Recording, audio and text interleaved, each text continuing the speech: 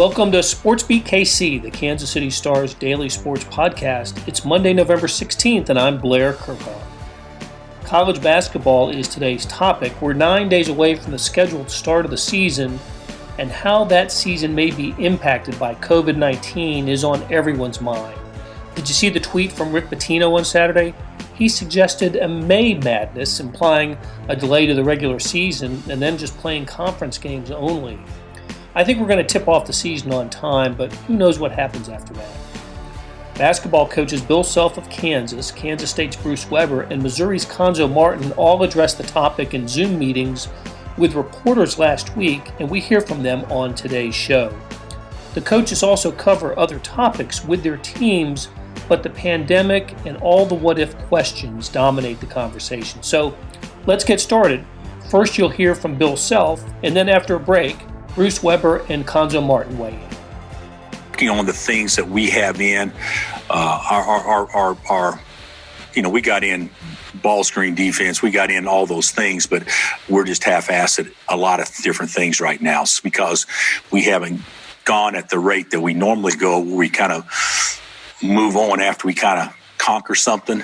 Now we put a ton of things in and conquer nothing, and hope like heck in the next 2 weeks we can really improve and start becoming a team. Because right now, I mean, we got a lot of things in and we do everything average. So that would be the biggest thing I'm looking forward to seeing the next 2 weeks, because the hard part is in getting everything in, and we don't have everything. We got most everything, and now just honing in and improving on everything that we have in. So that'll be our points of emphasis moving forward.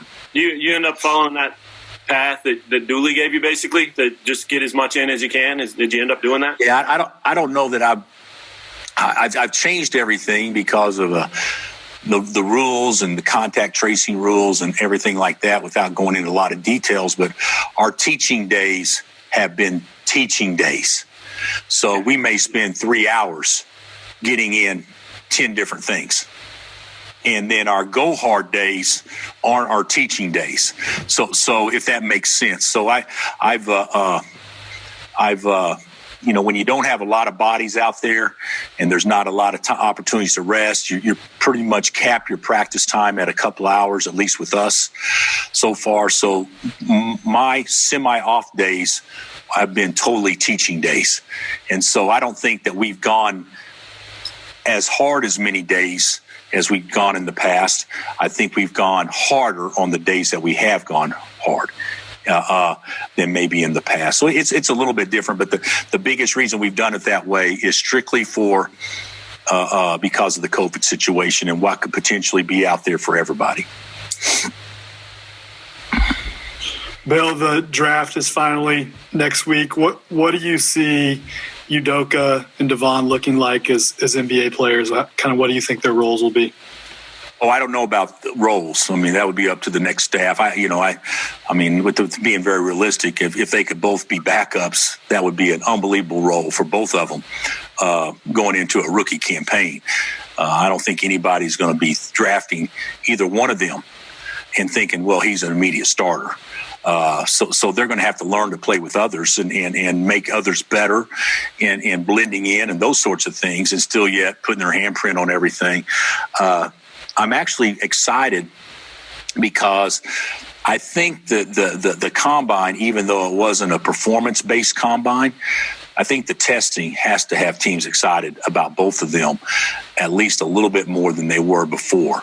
I mean, we've been telling everybody forever that Doak's is as athletic as anybody we've had here, period.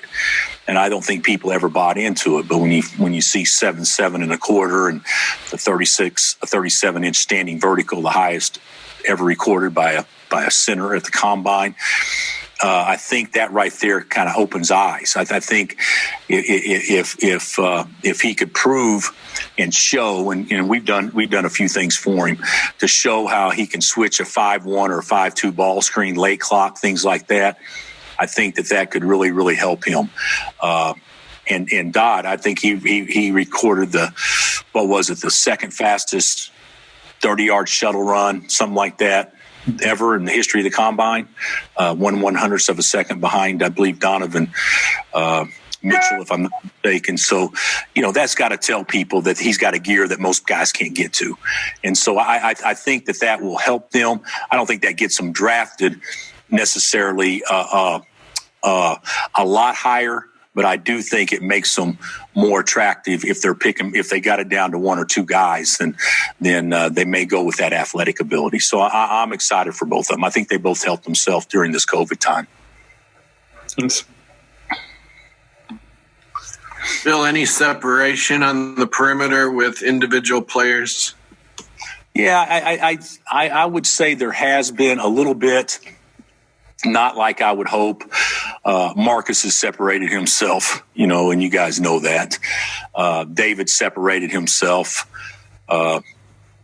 Ochai and CB have been our next best performers without question. I don't think they've separated themselves like they potentially can. But the question is going to be Bryce and Jalen and Tyon and Tristan. Who's going to kind of emerge out of that? 2 out of those 4, whatever, to play a lion's share of the minutes. I think it'll switch throughout the year. But early on, I don't think there's been enough separation to really say who's ahead right now. I think you can make a case that Bryce has been the best. You can make a case Jalen's been the best. You can make a case where Tristan's had his moments where he was the best.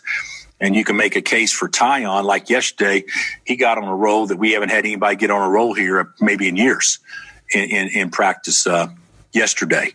But you could also say that he's also been the polar opposite of that at times too. So I think these next 2 weeks will definitely determine a lot in that way. It's not really fair to compare Tristan to Tyon because Tristan has an idea of knowing what we're doing, where Tyon didn't have the summer, so he's behind a little bit. So I think as we spend a couple more weeks and get a little bit more comfortable, I think we'll be better apt to tell kind of who's in a position to probably help us most the first couple of weeks of the season.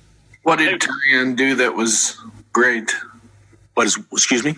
What did Tyon do yesterday that was great? Oh, he just scored the ball. He just scored the ball. Makes hard shots, gets real baskets. Did some things that without going into too much detail, but we haven't had somebody that could go get their own like he can when he's good in a long time. We've also had guys that could go get their own better than Tyon can if Tyon's not good. So we just got to figure out good Tyon and certainly get him to be more consistent. When you talk about David with his separation, what does that do to Mitch? And how do you kind of envision those two playing their roles this season? I don't think it affects Mitch one iota. I don't think the fact that David's playing great is going to affect Mitch a lot when he's playing great. I don't think it affects Mitch much when he's not playing great. I think that we need those guys to give us at least a combined, 37 to 43 minutes, just depending on certain situations. And however it breaks down, they're going to get their respective minutes regardless. If we play real small, maybe I say 35 to 43. If we play small, neither one could be in there, but the bottom line is one of those guys need to be in there to, anchor it. And if Mitch is playing great, I don't know that affects his minutes a lot. That's one good thing about those two going into it. They know they're going to split 40 minutes for the most part. So if that's true, then I don't think that there's going to be pressure for the guys saying, I need to play well to stay in.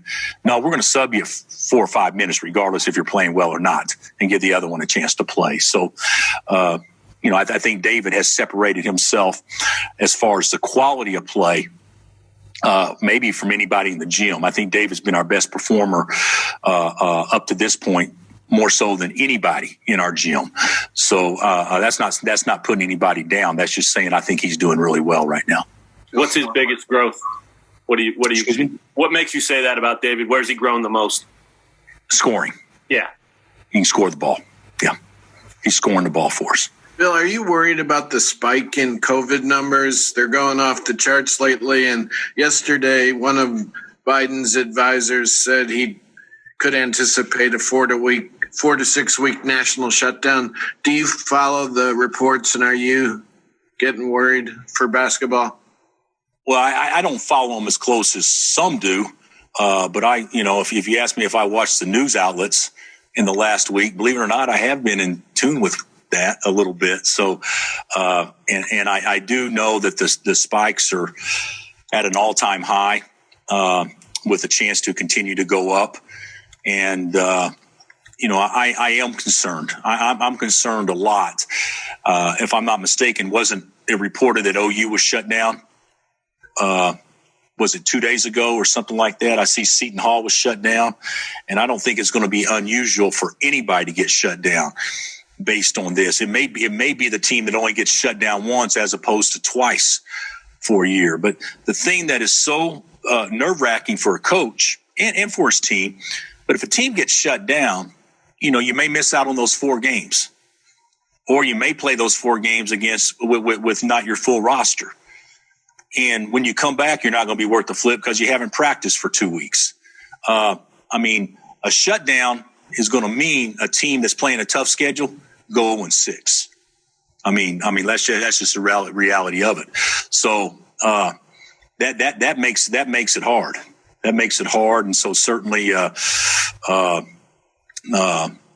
we need to be disciplined and do everything we can to give us the best chance to play, just like everybody else does. But there's so many things out there that is beyond control. You can put guys in a bubble. We have as good a bubble situation as anybody in the country with McCarthy Hall.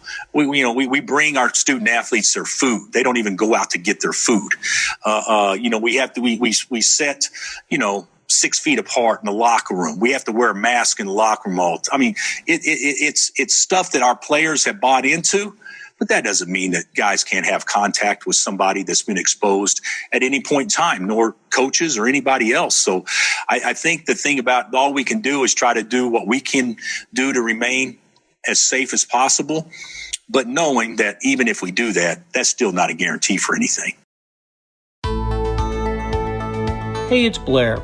We have a special subscription offer for SportsBeat KC listeners: unlimited digital access to the Kansas City Stars award-winning sports coverage. Sign up now for 1 year of Sports Pass for access to all the sports news, features, and columns presented on the kansascity.com site, and it's only $30. That's a 40% savings off our regular rate. Your subscription will automatically renew after the initial term at $50 unless you tell us to cancel. Your subscription helps support the sports coverage of kansascity.com and the Kansas City Star, and that support has never been more important. Please visit kansascity.com/SportsBeatKC offer to get this special offer. And as always, thanks for listening. You just heard from KU's Bill Self. Now, here's Bruce Weber of Kansas State, followed by Missouri's Cuonzo Martin. Weber speaks about the Wildcats' latest assigned player, Logan Landers, and how recruiting was impacted by the pandemic, and later he gets into the challenges of scheduling. Martin also covers scheduling and how games could be impacted in bunches, not just one game being affected by COVID-19, but a week or 2 weeks worth of games. So here we go. Just with the way that kind of COVID cases are rising right now in the country, just how tenuous does it feel like the basketball season is right now?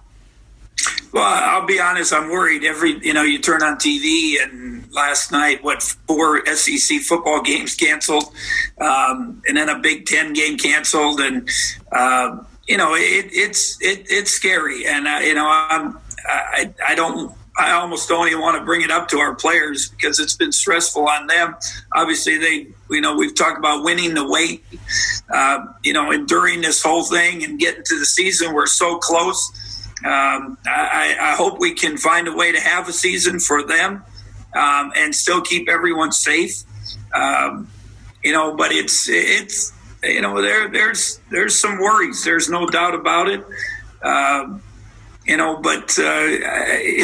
We'll just have to wait and see. I hope, I just hope and pray people wear masks. People are respective of it. They respect the virus. Obviously, it's took a turn for the worse here the last week or so. Our county has actually done a pretty good job. Our numbers are not as high as the rest of the state, but obviously the state of Kansas is at a pretty high rate right now, and I hope we can get things under control and get to a season. I don't know. It's not going to be a perfect season by any means, and I think we all got to anticipate cancellations, changes, and just make the best of it and try to get in as many games as possible. Can I ask too, just who has impressed you the most so far through the practices you guys have had? I think Mike McGurl's been the most consistent. There's no doubt he's made a big commitment. I think he's taken a big jump. I've said it before. His physical part of it, his body's much more ready, athletic, stronger. He's doing what a fourth-year guy should be doing now. I've told Mike he's got to do it on the court, in a game, in a live situation, and do it consistent. And so I did a couple national interviews this morning, and how's your team going to be? I have no idea, to be honest. We have no exhibition games, no scrimmages. Lately it's been a lot of 4-on-4. So I don't know. I like what our guys have done. I like how hard they've worked. I like what Mike has done on a daily basis, and he's done a good job. Our big guys have been pretty impressive. We've thrown the ball inside. We feel good about it. I think even our guards are getting more and more confidence and looking for them. Both Casey and Davion can score inside, their physical presence that we haven't had in a while. We've had to go back to our playbook to find some plays to get it inside, true post-up type actions. So we feel good about them. And then, I think the other guards, day one, Nigel Pack. Nigel's been pretty good. He can really shoot the basketball. Dejuan, continues, he just plays so hard, loves to play, slash into the hoop, putbacks, and he's improved his shooting. So, and then Antonio's finally getting back going. Him and Monty have, kind of been in and out with some little different things. But we need those guys to be consistent. Bruce, I noticed that South Dakota State had dropped out of the Little Apple Classic. What's kind of how are you guys moving forward with that event without them? Well, we are trying to scramble to get another team. I'll be honest, I was hoping we had something. We think we're close to having another team join the tournament. I was hoping today not only to announce Logan's signing and talk about him, but also to announce some schedule changes, but we haven't got contract signed yet. But we hope we have another team, and we would keep the same format, play Wednesday, Friday. I talked to Coach Boyle last night, and I think both of us agree we still, we're going to have to expect the unexpected and, just kind of make do. If we only have 3 teams, just everyone play a round robin, just so you get games in. I think that's that's the goal, and, to get a couple games in and to start the season. And I know the players are excited. It's even though it's only 2 weeks away, it's been a long time coming, and they want to get on the court, and hopefully we'll be able to do that on that Wednesday, the 25th. And you mentioned Logan in there. What makes him such a good recruit for you guys? Well, I think it's obviously it's hard to recruit right now. If we didn't get to finish last season, and then you didn't get to recruit, so you made do. We've talked about it before on some of these Zoom press conferences that our coaches have done a good job of our coaches have done a good job of getting our faces out there, getting our voices out there.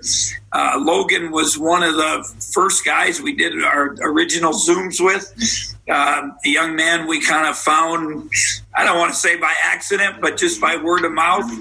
He was somebody that I think thought he was going to be a baseball pitcher, was really involved in summer baseball and, travel teams and things like that. And, continued to grow, played at a smaller academy for his first 3 years. And, and the AAU guy, Tony, up at Phenom Academy in Milwaukee, who's one of the better AAU programs, called Coach Lowry early in the spring and said, I think I have a guy that you guys might like. And so we got involved with him and continued to recruit him. His recruiting picked up.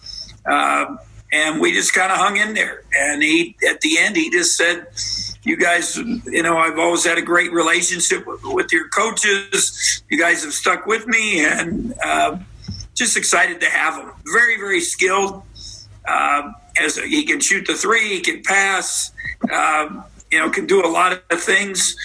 Big body, and we're excited to have him. He just got a great attitude, fun-loving, young man that you enjoy talking to.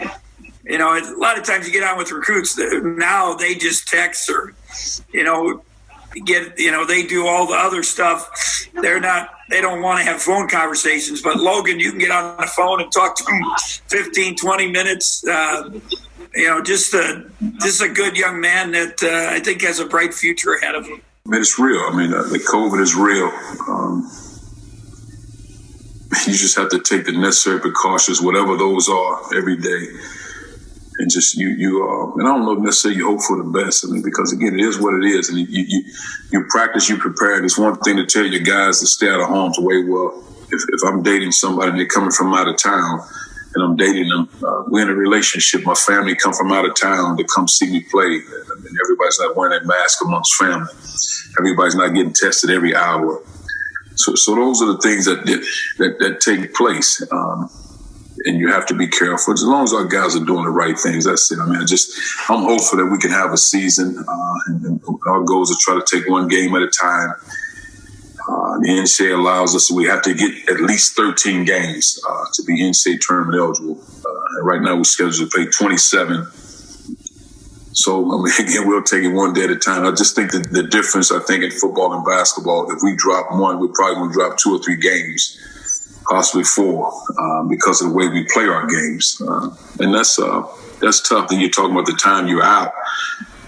Well, you still have to have reps amongst the team to get prepared for the next time you get back on the floor. So, yeah, we'll see. Ben? Cuonzo, how do you feel like the different non-conference schedule, it's obviously not the same as it usually is. How is that going to affect the way the season flows? How will it affect your team, you think?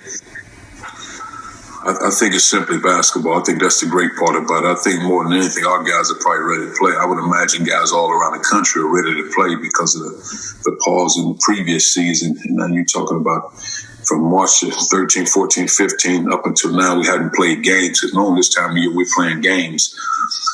And though we weren't here in June and July, it just feel like our guys are ready to go now. It's time to play basketball. And I just think with basketball players, you want to play games. You want to play this good competition. You want to play games. You want to compete. Some might think it'd be a little bit different because of the lack of fans that you may have. But I think once the ball's tipped, it's basketball. And you're trying to win a basketball game. Mitch? Cuonzo, I know you all have been trying to find kind of one of these multi-team events ever since the Myrtle Beach tournament got moved, and there's been some headaches there. I'm curious, just how big of a challenge has that been, and why is that an important thing in your mind to add to the non-conference schedule? Well, I think you play against a different opponent, and in most cases, you like to be Florida, different places where it's hot this time of year. But I like to think we're finalizing to play in Connecticut at the Mohegan Sun. And I think it's Boston College right now in Oregon. I just think it's a matter of signing contracts and getting that done. But the difficult part, I think it had more to do with COVID than anything. And some conferences not allowing their teams to play in certain tournaments. So then you're scrambling. I think there were a lot of teams scheduled to play in Orlando. And then I just think with their testing policies, a lot of teams backed out of that. So they just shut Orlando down. So we were just trying to find tournaments. We thought we had some in South Dakota, but that didn't work out. So now we are in Connecticut. And I think this should be it for us. Joel? Hey, Cuonzo, how's it going? All right, how you doing? Good. So banking off of Mitch's question and talking about MTEs, how do you feel? Because I know Boston College is the first team you would play to get down to Mohegan Sun, and they actually have another tournament they're going to be involved in at Mohegan Sun about a week or so before then. How do you feel giving teams, traveling here and forth or playing other programs that are traveling back and forth before you get to see them? Well, for us, it doesn't necessarily matter because we'll play games before we get there. And I think what happens when teams play games, you get a chance to have some type of film study because if not, all you're going off based on what they did a season ago. And sometimes teams make changes or adjustments, especially to their rules. So it's always good to have some game footage just to give yourself a game plan going into the game, though probably 75-80% of what we do is what we do. But you always want to have an understanding of the teams that you're going against. So we'll see. But, I mean, it doesn't bother me at all. Honestly, I guess what I'm really alluding to is, do you feel like it poses any risks to COVID, given the amount of teams that are going into the tournament before you get there and then while you're there? No, I don't worry about that just because of the testing policies. And I think COVID is real, and we're not running from the realities of COVID. We just have to make sure we're doing the necessary things to prepare ourselves to play in games and make sure our guys are healthy. And I imagine Boston College is doing the same thing in the COVID. We spent a lot of time talking to the people that run the Mohegan about their policies and making sure that their protocols are in line with at least with the SEC, because if not, we wouldn't play in the tournament. Cuonzo, in addition to that, multi-team event, could we see more games added to the non-con schedule at this point? I think if you lose some, if we lose some, we have a window. Because the key is two things: you have to lose some, and you feel like you can't get them back, and then you have to have a window to make that game up. And I think if there was anything made up, it might be a team closer in proximity to where we are on this campus, as opposed to trying to get on a plane to go play somebody.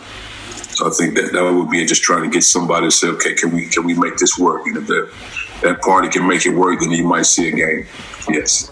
That'll do it for today. Thanks to our production staff of Derek Donovan, Randy Mason, Beth Welsh, Jeff Rosen, Chris Fickett, and Savannah Smith. Links to stories about KU, K-State, and Missouri basketball can be found in the show notes and on kansascity.com. Hey, we got another deal for you, especially for those who want to deep dive into the Stars' terrific Chiefs coverage. For a limited time, you can subscribe to Sports Pass for 99 cents a month. That's right, 99 pennies a month. After 3 months, it auto-renews at $5.99 a month unless you cancel. How do you get it? Go to kansascity.com/sportspass2020. That's kansascity.com/sportspass2020. Do you want more than just sports coverage? I know I do. Check out the entire Kansas City Star product. Sports news, features, commentary, and analysis, the whole thing. You get all the stories written by my talented colleagues, plus additional news, sports, and business coverage with the e-edition. The details for all of these deals can be found at account.kansascity.com/subscribe. And that's a lot of dots and dashes. So if you're having trouble hunting down any of these offers, send me an email, bkirchhoff@kcstar.com, and I'll get you to the right place. Whether it's the Sports Pass or the full subscription, you're getting and supporting the best sports and news coverage in Kansas City and helping us produce programs like Sports Beat KC. Thanks for listening, and we'll be back on Tuesday with another episode.